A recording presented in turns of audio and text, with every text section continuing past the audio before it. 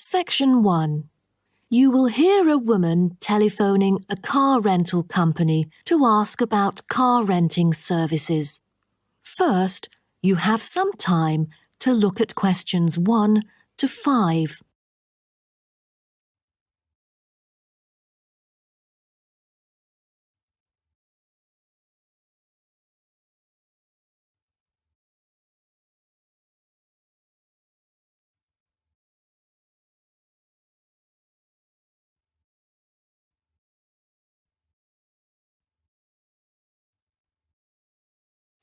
You will see that there is an example which has been done for you.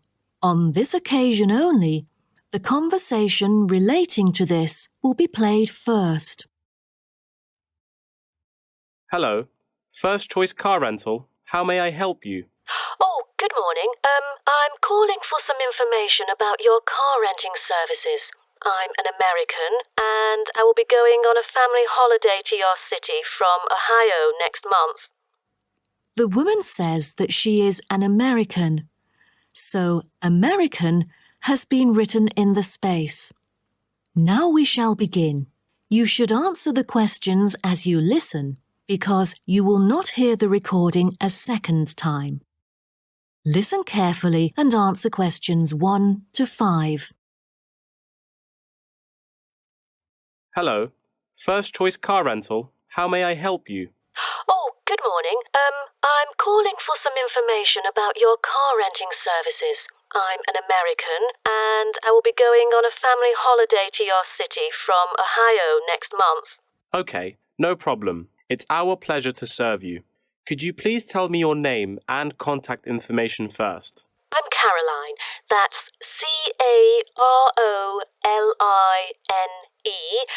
And my telephone number is 04196570 156. Okay, I've got that. And how can I send you our quotation? If you are satisfied with our arrangement, is email all right, or should I send it by post? The latter, please. I'm afraid I'd prefer to read it on paper. That's no problem. I'm considering renting a caravan for a week, but I don't really know the price range for it, since I haven't rented any car through that method before. I think it should be within my budget of $50. You know, we have various caravans at different renting prices, according to the class of vehicle, facilities inside, mileage, etc. I'd recommend the Explorer, taking your budget into consideration, which is of good value and will cost you $39 per day. Is that okay? Of course, that's fine for me. I know the Explorer. That could save me $11 each day. You know, a family holiday will be costly. That van is perfect. I'm glad that you like it. So, do you have any particular requirements about your room in the van? How many beds are there? 1 twin bed. But there are 3 of us. My mum, daughter, and me. So, can we add another bed? No problem. For the facilities, I think a kitchen is the most important. And, of course, the stove. Before you hear the rest of the conversation, you have some time to look at questions 6 to 10.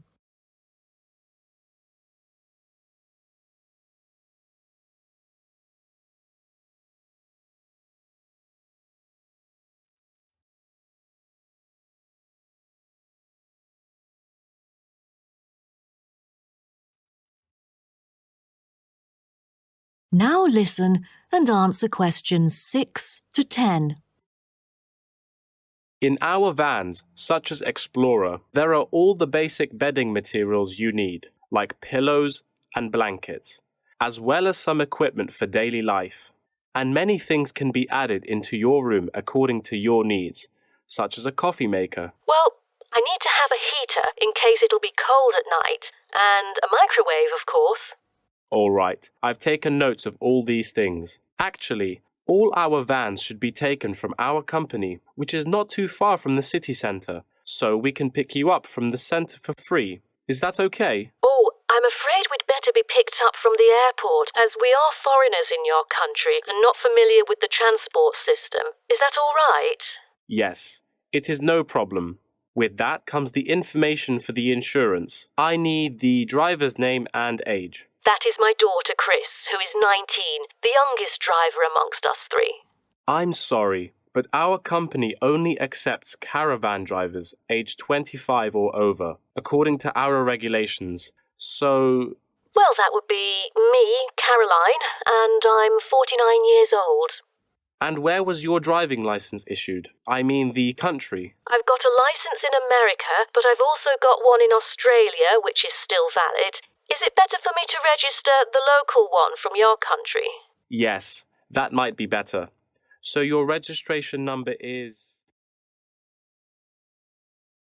That is the end of section 1. You now have half a minute to check your answers.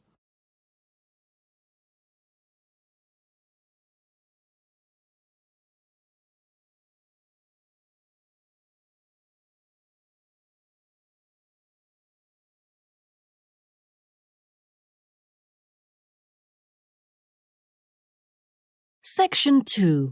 You'll hear a talk between a host and a professor called Alison Downing about cocoa beans. First, you have some time to look at questions 11 to 16.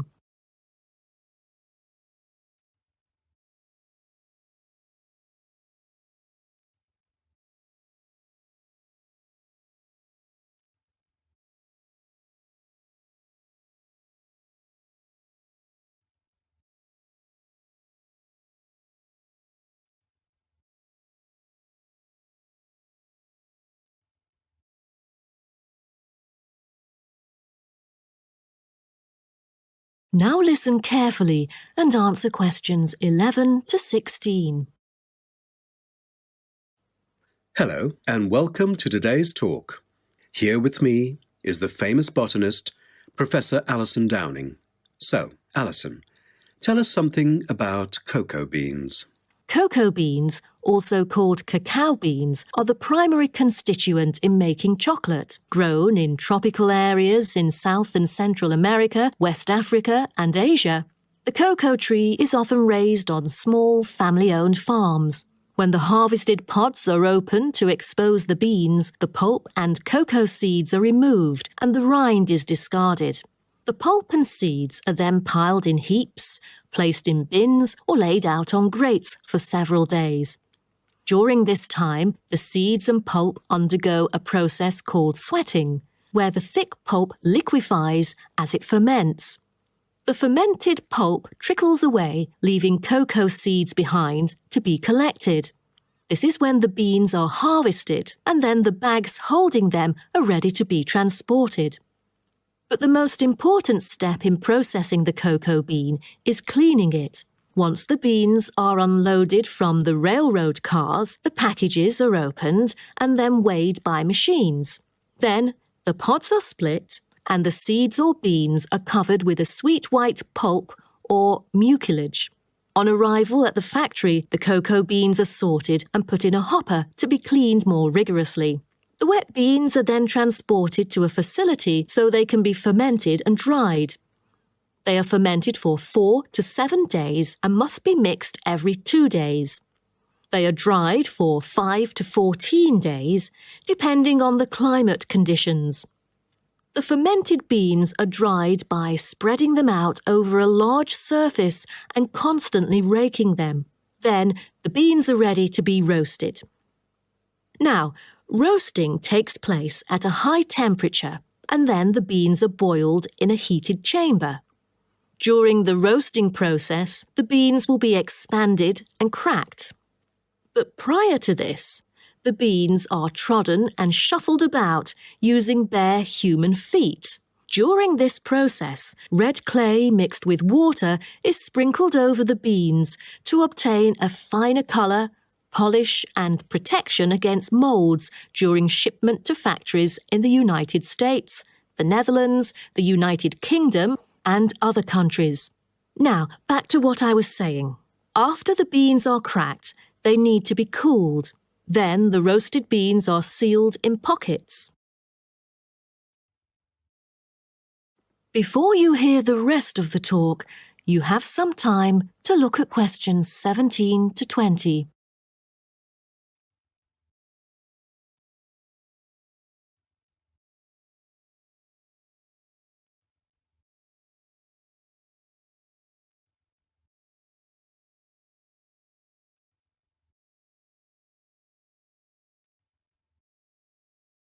Now listen and answer questions 17 to 20. Wow, that is not a simple process, is it? But someone told me that different roasting levels of coffee can lead to different kinds of flavours. Yes, roasting coffee transforms the chemical and physical properties of green coffee beans into roasted coffee products. The roasting process is what produces the characteristic flavour of coffee by causing the green coffee beans to change in taste. Unroasted beans contain similar, if not higher levels of acids, protein, sugars and caffeine as those that have been roasted, but lack the taste of roasted coffee beans due to the Maillard and other chemical reactions that occur during roasting. The vast majority of coffee is roasted commercially on a large scale, but small-scale commercial roasting has grown significantly with the trend toward single-origin coffees served at specialty shops. Some coffee drinkers even roast coffee at home as a hobby in order to both experiment with the flavour profile of the beans and ensure the freshest possible roast. So here, I'm going to introduce some of these roasted coffee beans and their special flavours. Now, the first crack is lighter bodied and has a higher acidity level with no obvious roast flavour and is popular for its special mild taste. This level of roast is ideal for tasting the full original character of the coffee. The green beans are raw, unroasted coffee beans. They are strictly hard beans with a smoky flavour and are slightly acidic. We've also got French roast, and the flavour that comes across in French roast coffee usually has more to do with the roasting process than the actual quality of the beans. By the time the beans are dark enough to qualify as French, most of their original flavour has dissipated. In its place come the flavours of caramelising sugar, bittersweet coffee, and often a bit of chocolate. And finally, espresso smoky. That is, coffee brewed by forcing a small amount of nearly boiling water under pressure through finely ground coffee beans. Espresso is generally thicker than coffee brewed through other methods, has a higher concentration of suspended and dissolved solids, and has creamer on top. As a result of the pressurized brewing process, the flavours and chemicals in a typical cup of espresso are very concentrated. Espresso is also the base for other drinks, such as cafe latte, cappuccino, cafe macchiato, cafe mocha, flat white, or cafe americano. That is the end of section 2. You now have half a minute to check your answers.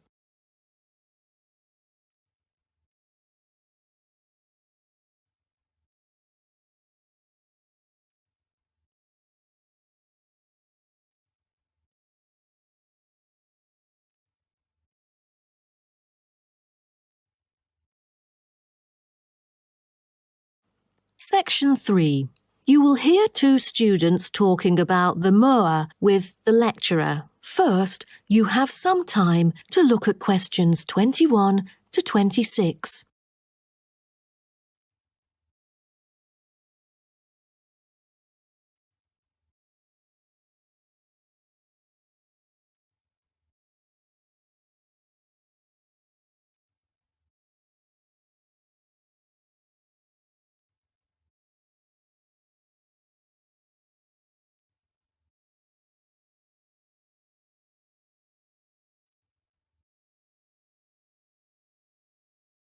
Now, listen carefully and answer questions 21 to 26.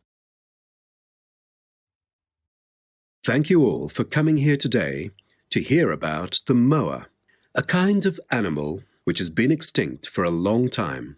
Well, first of all, we look at what the moa are. The moa are 9 species of flightless birds endemic to New Zealand. They were the dominant herbivores in New Zealand's forest, shrubland and subalpine ecosystems for thousands of years. But around 500 years ago, they all went extinct. When I mention extinct animals during ancient times, you may immediately think of dinosaurs, which disappeared around 66 million years ago. Fossils of dinosaurs, which we use to study, are large in number, but not many of those of moa remain. though both animals appeal to people today. So, the moas sound more mysterious now. But sir, I've got a question about these flightless birds. How can we distinguish them from other birds? That's a good question. Birds are commonly characterized by being warm-blooded, having feathers and wings, usually capable of flight, and laying eggs, while the flightless moa, until their extinction, were the largest birds in the world. Their heads are relatively small in relation to their bodies, and they are the only wingless birds lacking even the vestigial wings and substantial tailbones in their family. That's impressive, but were they born to be like that? I mean, when they were chicks. Yes, absolutely. So let's move on to the chicks. The eggs of moa were laid in nests and incubated for about 2 months. The chicks would be well developed upon hatching, and probably would be able to leave the nests to feed on their own almost immediately. I've heard that the male moa are thought to have incubated the eggs. Is that true? I think there is a possibility for that. I've read somewhere that the sex-specific DNA recovered from the outer surfaces of eggshells suggested that these eggs were likely to have been hatched by the male, but we still need to consult more. But I have a question. There has been some occasional speculation that the moa were still alive, because someone said they had caught sight of them in New Zealand in the late 19th century or even the 20th. Do you think it's possible? I'm not amazed by that, since that kind of thing has been claimed several times. But I find it funny, because no reliable evidence of moa tracks has ever been found, and experts still contend that moa survival is extremely unlikely. So what was the reason for the moa's extinction? I wonder if it was global warming or some other factors related to their living environment. Well, before the arrival of human settlers in New Zealand, the moa's only predator was the massive Haas eagle. Then the Maori arrived sometime before CE 1300, and all moa genera were soon driven to extinction by hunting. What a horrible thing. Before you hear the rest of the talk, you have some time to look at questions 27 to 30.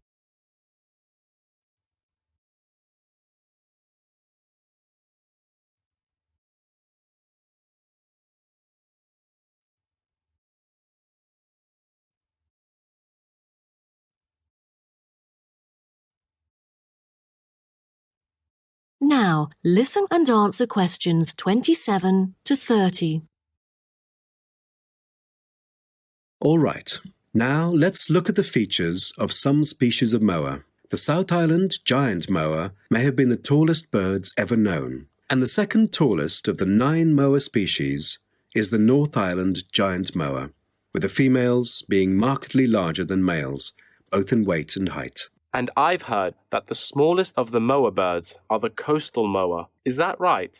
Yes, you were right. And have you heard about any other kind of moa before? I know the crested moa. The eggs they laid may be larger than others. As they mainly lived in the remote interior of the southern island, their fossils are rare or absent in archaeological sites, and no egg remains have yet been identified.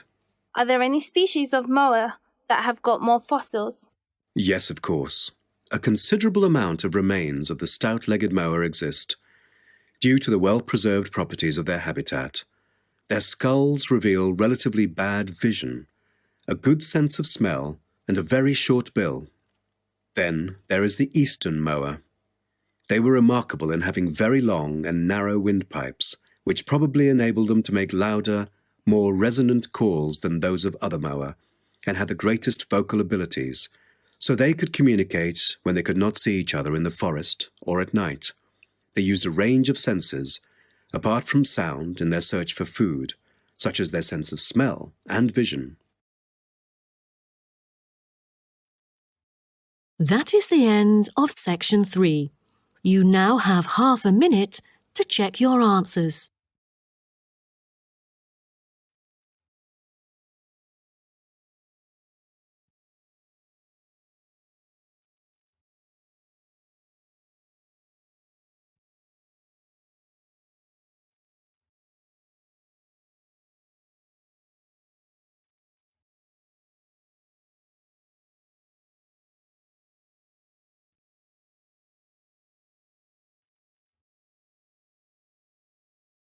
Now turn to Section 4. Section 4.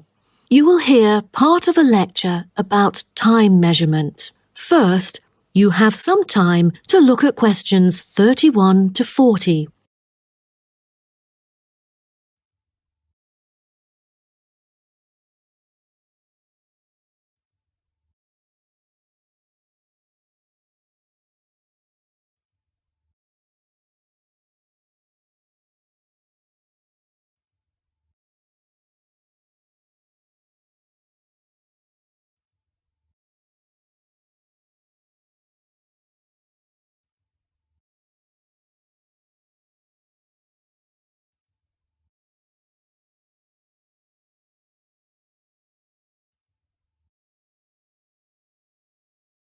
Now, listen carefully and answer questions 31 to 40.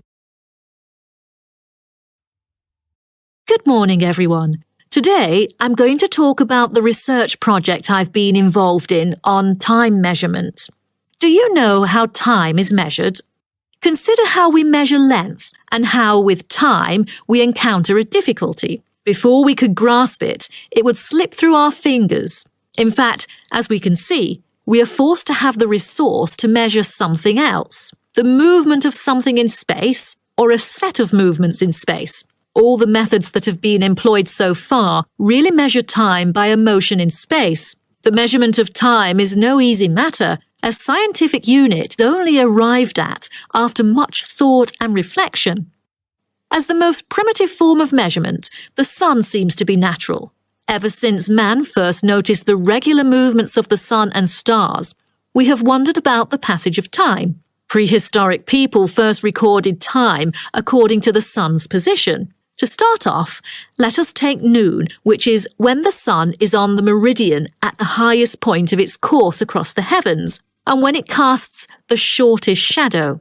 But this measurement, which was regarded as a major one in ancient times, was less important than the natural events that occurred. The earliest natural events that had been recognized were in the heavens, but during the course of the year, there were many other events that indicated significant changes in the environment. Seasonal winds and rains, the flooding of rivers, the flowering of trees and plants, and the breeding cycles or migration of animals all led to natural divisions of the year, and the further observation and local customs led to the recognition of the seasons.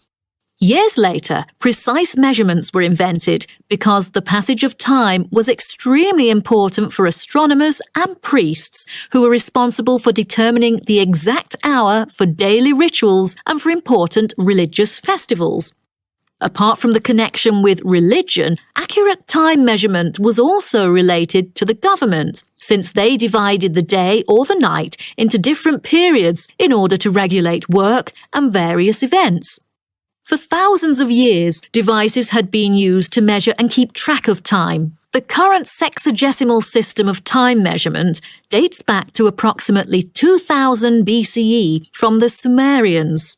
It was found that the earliest ancient timekeepers were mainly invented and used in Mesopotamia, where the water clock was introduced from, as well as in North Africa, especially in the area of ancient Egypt.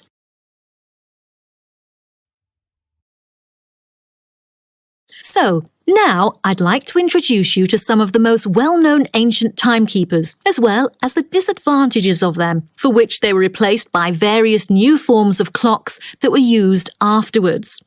A sundial is a device that tells the time of day by the apparent positioning of the sun in the sky. In the narrowest sense of the word, it consists of a flat plate and a gnomon which casts a shadow onto the dial. As the sun appears to move across the sky, the shadow aligns with different hour lines which are marked on the dial to indicate the time of day. However, it was quickly noted that the length of the day varied at different times of the year. Therefore, there could have been a difference between clock time and sundial time. In addition, the sundial was of no use at night, so a water clock was invented. The water clock, or clepsydra, appeared to have been invented around 1500 BCE and was a device which relied on the steady flow of water from or into a container. Measurements could be marked on the container or on a receptacle for the water. It was reliable, but the water flow still depended on the variation of pressure and temperature from the top of water in the container. As the technology of glass blowing developed, from some time in the 14th century, it became possible to make sand glasses.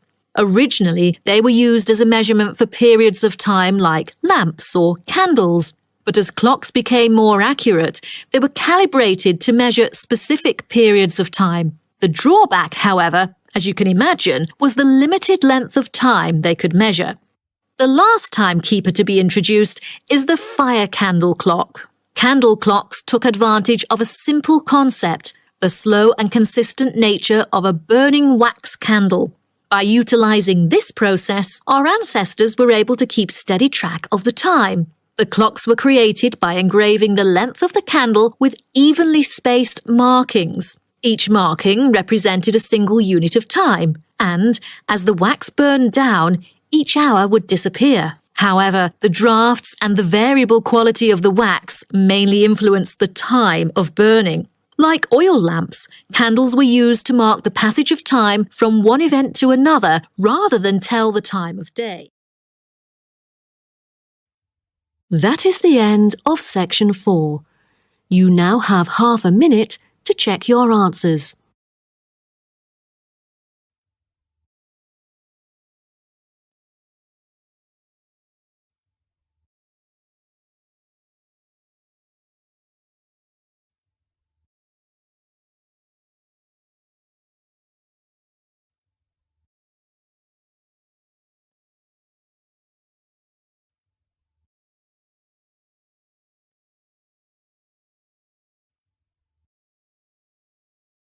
That is the end of the listening test. In the IELTS test, you will now have 10 minutes to transfer your answers to an answer sheet.